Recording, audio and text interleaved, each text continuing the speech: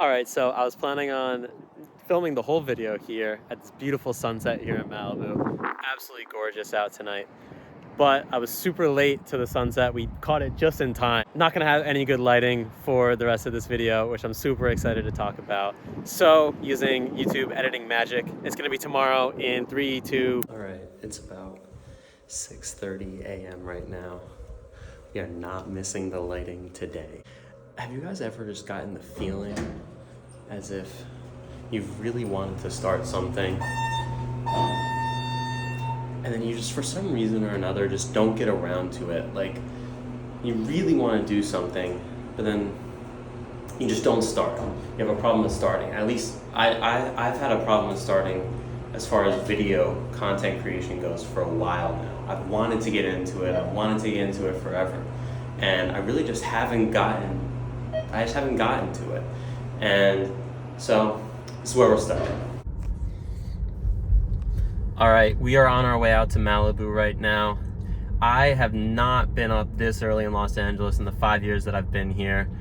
There is absolutely no one out on the road right now. There was so much traffic on our way out to Malibu last time. We missed all the good lighting. There's not gonna be any traffic this time. We're not gonna be getting out there for sunrise. Also, it's a little bit cloudy today. You know, might not be the greatest views, but we're not missing that lighting this time.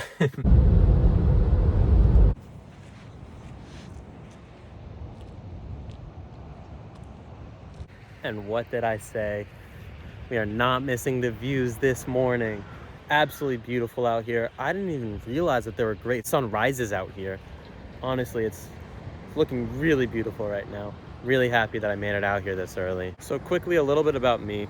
I started taking photos back in 2017 when I started planning my gap year to travel the world, which was an amazing experience.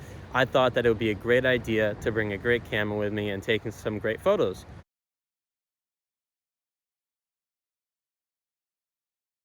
As I was traveling. And boy, am I glad I did. I watched a couple YouTube videos, some tutorials, you know, what cameras to get, how to edit. Shout out Peter McKinnon. I all of a sudden just found a love for photography. And by no means was I great at it right away. Oh my gosh, like I would say that I probably had to take 1,000 bad photos before I took one good photo. Putting in that work really got me to where I am today as far as photography goes.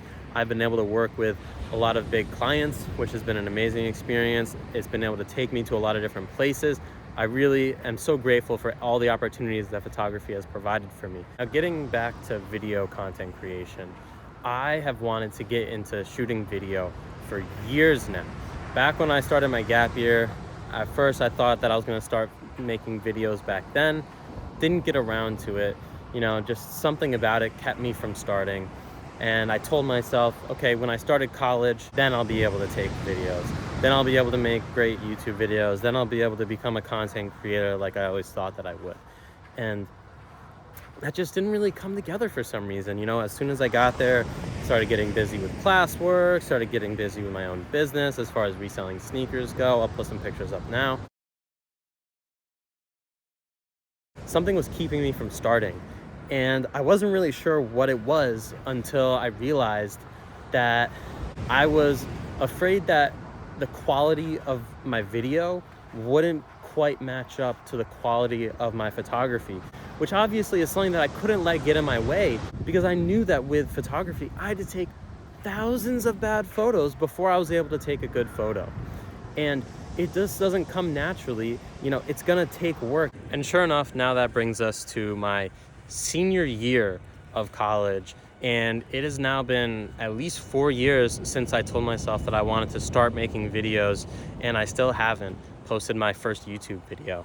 And so that's what this is, talking about how to start, because that's exactly what I'm doing right now. The question of starting, how do I start? It reminds me of a concept from the book The Subtle Art of Not Giving a Fuck. And the concept is called a VCR question. A VCR question is when your parents would ask you, how do I turn on the VCR? And for those of you that don't know what a VCR is, maybe a more understandable reference would be, how do I turn on the TV? Or how do I turn on the microwave? And for you, it seems like just this such an intuitive thing. It's like, oh, well, you just do it by doing it. Like, it's not that complicated. But for someone unfamiliar with the whatever machinery, you want to use as a reference, someone unfamiliar with how to turn on a TV, for them it's this complicated process that they don't understand. When you're familiar with doing it, when you're familiar with starting it, you understand you do it by doing it. It's not any more complicated than starting. And yes, that does mean that at times things are going to be imperfect. You're going to get things wrong. You're going to fail. But that's a part of starting something new and getting good at something. You have to be bad at something before you can get good. And that's one problem that I've been having, where I know that I've gotten relatively good at photography now, and I'm afraid that my videography skills aren't going to be up to par with my photography skills. And as a result of that, I've gotten so wrapped up about how to start, how to get better, how to improve when I haven't even started. When in reality, if I want to get better, if I want to improve, if I want to get good, I need to start. And I need to be okay with being bad at first. And that's going to come with mistakes, but that's a part of the process. I can't believe that my hoodie string has been looking like this the whole time. That is awful. But lesson learned. This is what you learn by starting. Not everything's going to be perfect at first, but we're not going back now. So I think another really important thing to understand when starting is understanding why you're doing what you're doing. For example, if you're starting something just to get the attention of others, to get the approval of others, to get validation from others, I think that's going to shed very different results than if you're doing it because it's important to who you are.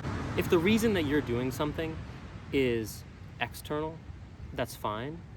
But I don't think that you're ever going to get the same results as when you do something for internal purposes.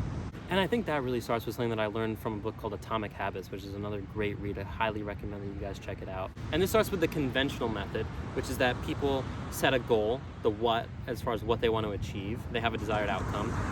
And then they figure out how they can achieve that desired outcome, which of course, is important. It's important to understand how you're going to do what you want to do. But then after that, they just go off and do it.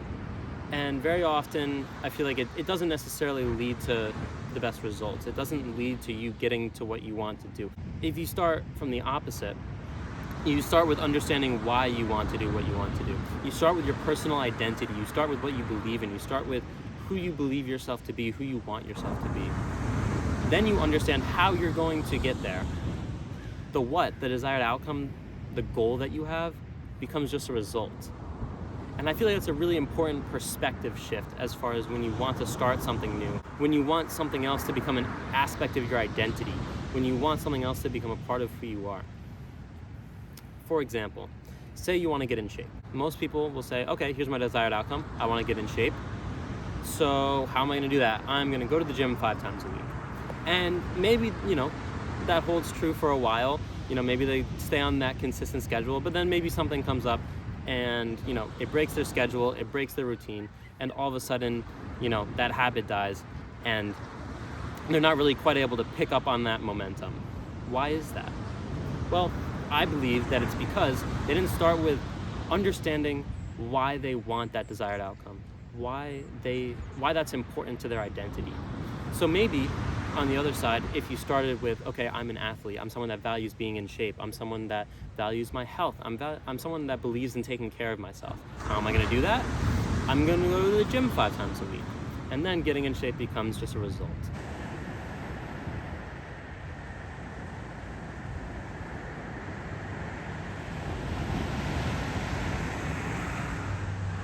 I think that was a dolphin. That's crazy. I can't believe I just saw that. Anyway, so connecting this back to me, I believe that the reason that I want to get into video is because I believe in the value of storytelling. I believe in the value of documenting my life.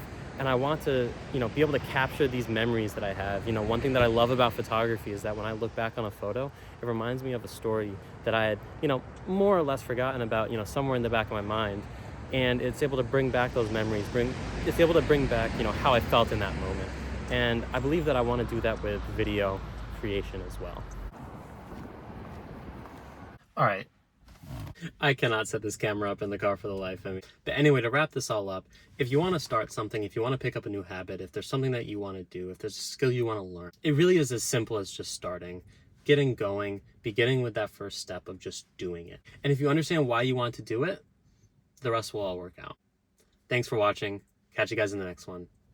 Peace.